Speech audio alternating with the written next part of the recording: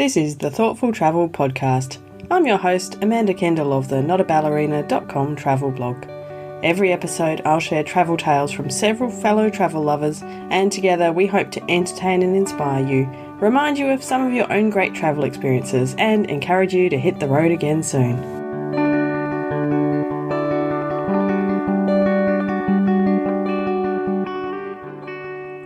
Hello and welcome to episode 320 of the Thoughtful Travel Podcast, and this one is called Thanks for the Travel Bug, Mum.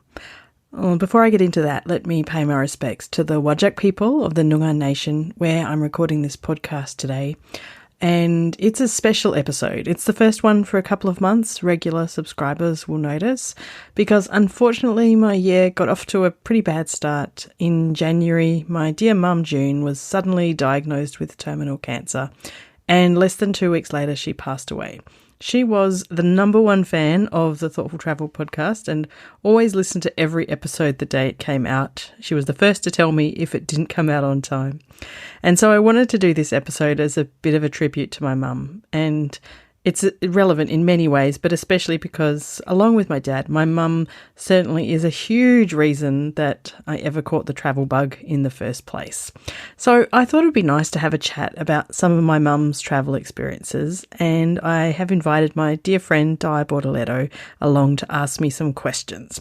The funny thing is that Di met my mum for the first time just a couple of months ago. I wasn't there, but you'll find out what happened. They actually lived not far from each other. And on that day, Di phoned me and left a funny voice message. And she said, she's a good sport, that I could include it in this episode. So here it is. Oh, hey Amanda, it's Di. I think I gave your mum a bit of a fright. I accosted her at the Mez shopping centre. I stopped her and said, "Oh my God, are you Amanda's mum? I've seen your photo on social media. I'm Di. I did the trip through wildflower country." And she looked a bit perplexed. But anyway, just letting you know. Bye. Still makes me laugh. I love this. Di had managed to recognise my mum from photos I'd shared online. And I didn't share many. Mum didn't like having a picture taken, but it was quite impressive of Di to recognise her. Although she also knew that my sister owns a shop in that very shopping centre. So I guess she'd put two and two together, and she was correct. And I had phoned my mum that day later after getting Di's message to explain, and she said, oh yes, she'd realised who Di was after she'd explained, but she'd had quite a surprise that she was recognised. So yeah, it's a good memory. Anyway, I'm super grateful to Di for sitting down with me last weekend to have a chat about my mum's travels, and especially about our travels together over the years. Oh, and a quick note for non-Aussies. Early in this chat, I used the word rellies to describe my relatives in the country. I noticed when I listened back. Typical Aussie slang to shorten a word and add an E sound. So just so you know, that's what's happening. So happy to be here, Amanda. So let's kick off with the first question. So I know you and your mum, you did quite a lot of travelling together, but what about before you were born? Like, did your mum travel much? Well, sort of, yes. So she grew up in the country down south, or further south here in Western Australia, a little town called Kendanup, about an hour north of Albany. So she grew up on a farm. She was not a real farm girl. I think she was kind of like a city girl trapped in a farm girl's body. So her whole life she was waiting to get out of the country. And so when she left school at about 14, the first thing she did was, with one of her best friends, went to the east coast of Australia. So this is like in the 50s, and it was quite unusual at the time to do this. As a 14-year-old? Yeah, maybe she might have been 15, 16, but actually, but she was certainly under 18 that whole trip. And essentially she did kind of like, I guess we would now call it a working holiday. And she and a friend went over to the east coast. They first were working in Geelong. They got a job in some kind of admin job in the Ford motor factory, and they got to see inside, and she would often tell me about, seeing like a brand new car that no one had seen yet and stuff like that. So, and I think she and her friend were probably like attractive young women away from home, and they seemed to get a lot of attention and favours from people they met along the way. Mm-hmm. So she had, I don't know how long though, like quite a long time. She was away probably like a year or so, I think, or more. And then they went, further up New South Wales and stuff. So I think that gave her that taste of freedom, and then she was determined not to go back and live in the country. So I don't think that she did tons of much more travelling after that because, settled down, got married to a city. Well, my dad actually did grow up in the country, but he was a banker by then and going to live in the city. So she specifically chose him for this reason, apparently. And they didn't travel too much before I was born, but notably they did go to New Zealand maybe 2 years before I was born, because I've still, confession, never been to New Zealand, which is not right for an Aussie, but from Perth it's a long way to New Zealand. It is a long way from Perth to New Zealand. Excuse. Yeah, it's not like going, like if you're in Sydney and you said you'd never been to New Zealand, that would be weird. But from here. So, then she settled down and had kids. Okay. So then, you and your sister were born, and what did travelling look like when you guys were young? Well, because they were both from the country, we had quite a lot of rallies in the country, so we would regularly go down to the family farm in Kendanup for quite some years, and later all of my family on that side moved down to Albany, so we'd have a lot of trips up and down the Albany Highway. And my dad came from, his dad was a fisherman, and so he had long liked to be by the water somewhere. And when I was actually, I think about 6 weeks old, they bought a block which was at the time in the middle of nowhere,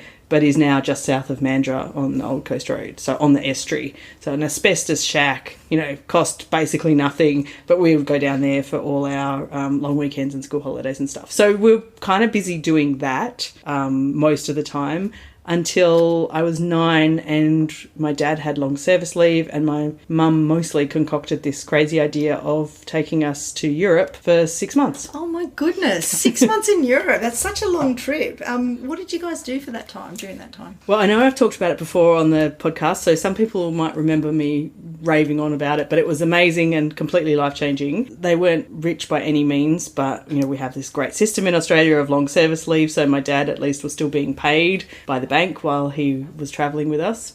And we went to the UK, bought a camper van or motorhome, and then spent 6 months travelling around mostly Western Europe and the UK, really budget, staying in caravan parks miles away out of the cities, preparing all our own meals most of the time, all that. So it's really like the kind of budget travel I still like today, but we got to see so many different places, different parts of Europe, different languages, different cultures.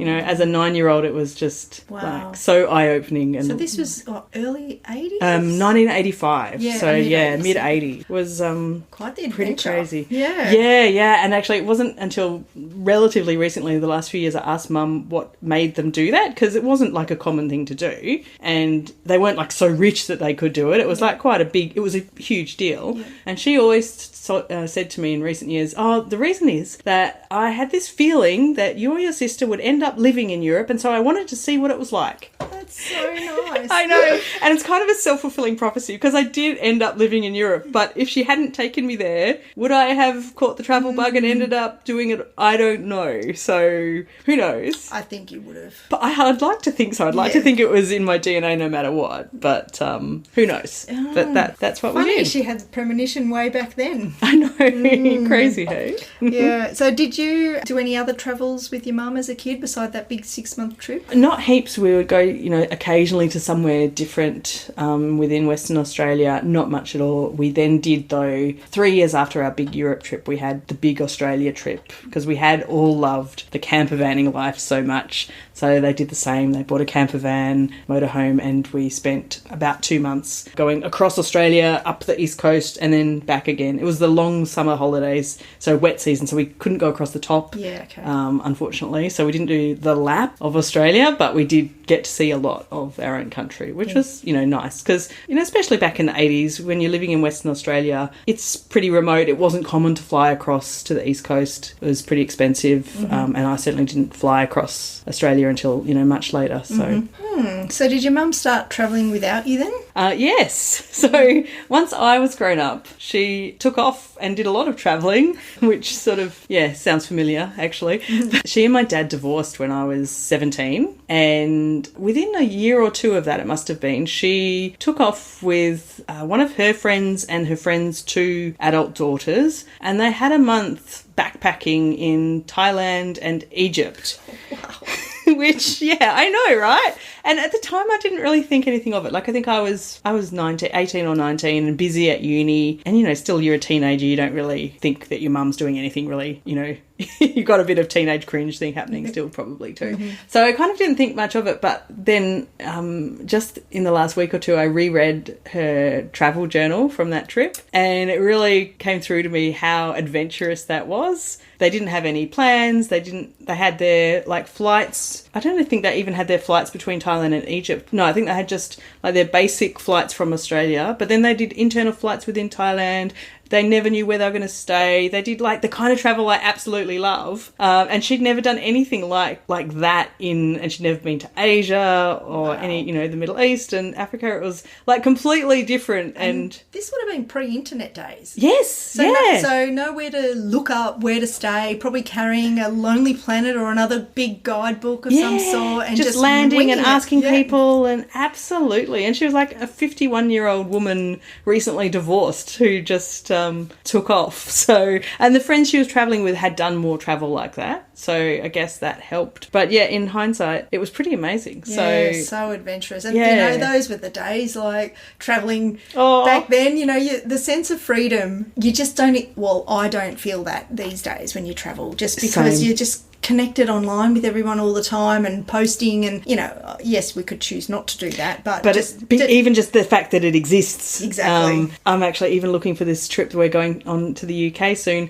I'm trying to have a stint where we don't book everything, but people are saying, oh no, it'll actually be really hard in that season to not book, and, you know, I know, Europe it's just is not the same. No, it is not the same. It's so busy, Europe now, that, I have the fear that if you don't have accommodation booked, well, you might not find anything at the last minute. Whereas back in the day, in the 80s and 90s, you could go probably anywhere and you would always... It's how we travelled. Yeah, because you couldn't book lots of stuff in advance. So I really miss that.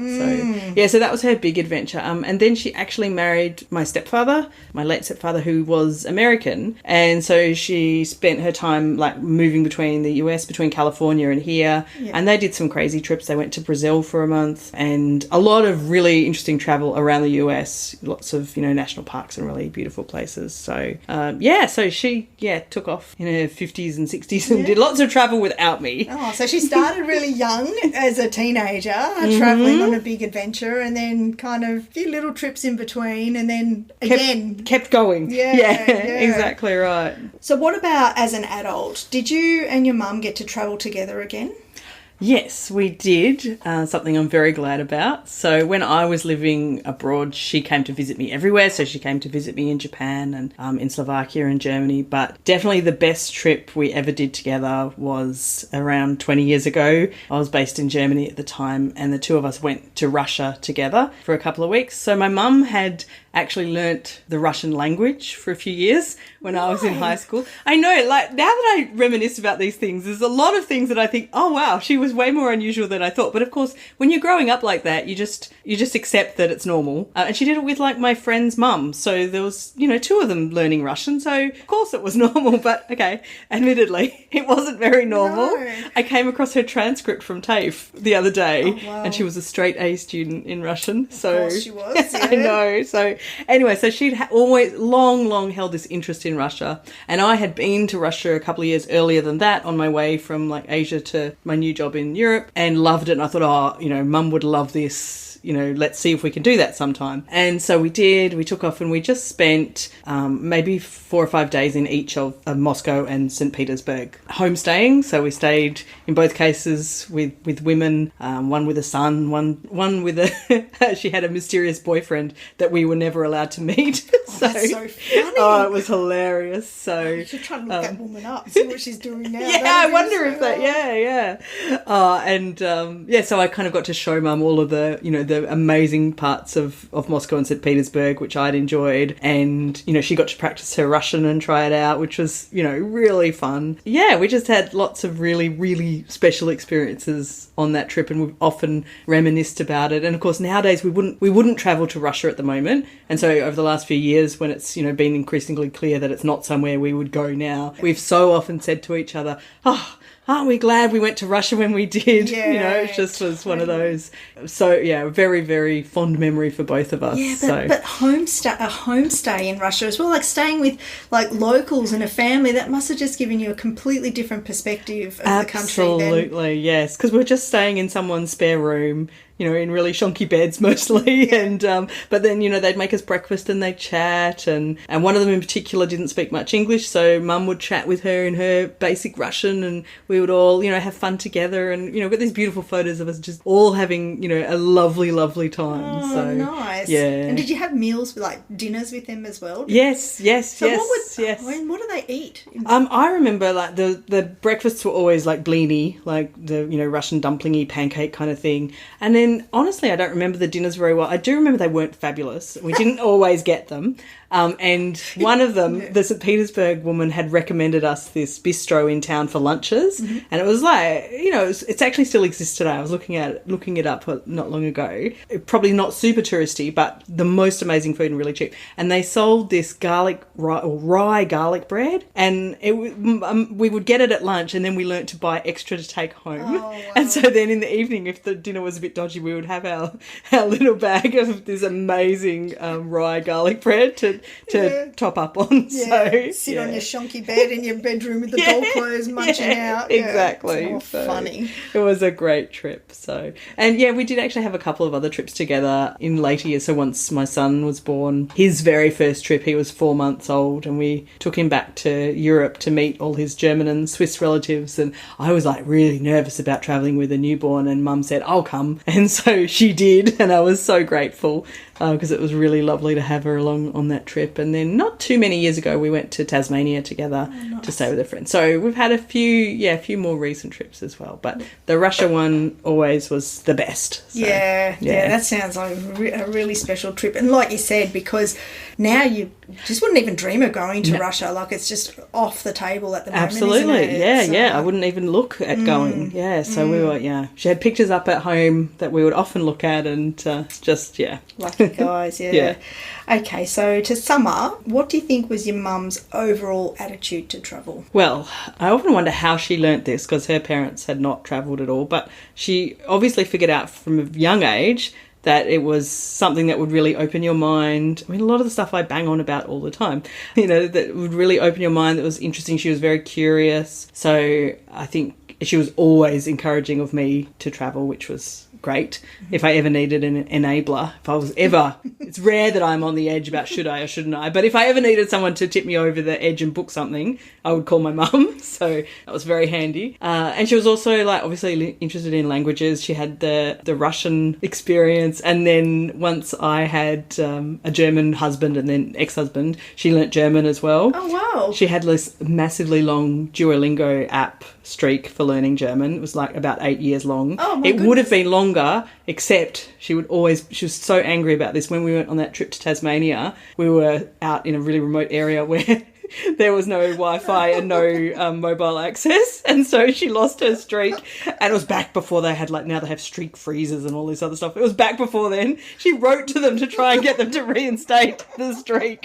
So that is hilarious. I know. So she had learnt German non-stop for more than a decade on Duolingo every day. But then there's another thing I want to mention, that, you know, obviously I talk a lot about different ways that we can be thoughtful travellers. And when she went to Thailand all those years ago, one of the things she'd done was ride an elephant. And she had for many years a photo of her and her friend on the elephant in her bathroom, like in her ensuite where nobody else would see it. But, you know, it was a good memory. And, you know, it was long before any of us would have thought that there was anything wrong with that. So it never bothered me. You know, she wouldn't do it now. So, like, that's totally fine. But then one day I was up in her bathroom for some reason a few years ago, and I saw that the picture had been replaced. And I thought, oh, that's unusual. She doesn't normally change those around much. And so I asked her, I know, but, you know, I've been listening to your podcast, and I just thought, you know, it's not really the right thing to have up there anymore, so I thought I would change it. It's like, oh, you didn't have to do that. But so, you know, she was even still keeping up with all of the ways we can be extra ethical and stuff when we travel. So I thought that was very sweet. Oh, so you really are an influencer. Well, I mean, she has always been my number one listener. So I at least influenced my mum. Yes. But she influenced me first. So. Yeah, right. Yeah. No, and, yes, I'm guilty of riding an elephant many, many years ago as well.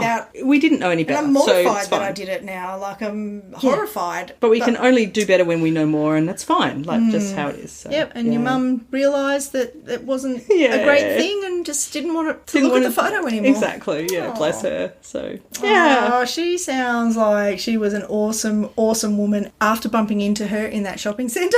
And I was just like so happy to meet her because obviously she's produced one of my favourite humans in you, and I'm always buying flowers from your sister's business. When I saw her and she was a bit startled because I just pounced on this poor woman who was just trying to do her shopping, but I was so happy that I did have the opportunity to meet her, and I'm glad you did too. Yeah, and you've got lots of special memories of travel with your mum, so that's really nice. So, those are the stories behind how my mum gave me the travel bug, I guess. I'm super grateful to her for that, and of course for everything else she did for me too. There's a very big hole in our lives now. Big thanks to Di for sitting down to record this with me as well. She handled it very sensitively and I didn't cry once. Now, I also must wish my dear podcast a happy 8th birthday for next week. You might have seen the birthday present I gave it. If not, have a look at wherever you're listening now and you should see the brand new artwork. After 8 years, I've updated, and a big thanks to Jo Wilson Design for interpreting my very poor attempt at explaining what kind of image I was looking for. I really gave her almost zero to work with, and I'm so thrilled with how it's worked out. So thank you, Jo. And everybody, thanks so much for listening to episode 320 of the Thoughtful Travel podcast. A big thanks to Di, and you can read some of Di's work at Traveletto.com or follow her on Instagram at Traveletto as well. Don't forget to come along and chat with us in either our Facebook group or LinkedIn group for Thoughtful Travellers. Just search for Thoughtful Travellers in those platforms, or you can find the links in the show notes. Also, don't forget to sign up for the newsletter, the Thoughtful Travellers newsletter at Substack now, which you can find at thoughtfultravel.substack.com. And all those links and everything else will be in the show notes. So for this episode, the show notes will be at notaballerina.com/320. As always, and especially this time, thanks so much for listening. This has been another episode of the Thoughtful Travel podcast. Show notes and other information are at notaballerina.com/podcast. Join me again soon for another chat about why we travel. Bye for now.